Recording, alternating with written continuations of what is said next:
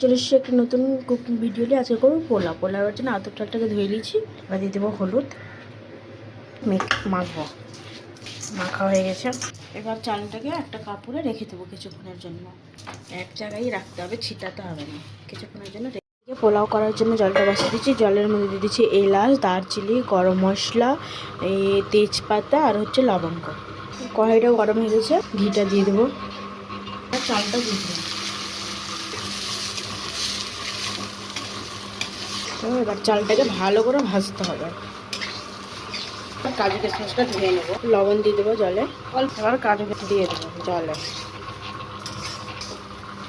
এবার হয়ে গেছে, ভেঙে যাচ্ছে, তার মানে হয়ে গেছে চালটা। তো পোলাওটা আজকে কুকারেই হবে। এবার জলটা দিয়ে দেবো, ফুটানো জলটা দিয়ে দিলাম একটু। এক বাটি থেকে একটু কম চিনি দিলাম। এবার ঢেকে দিলাম। 5 থেকে 10 মিনিট রেখে দিতে হবে গ্যাসে।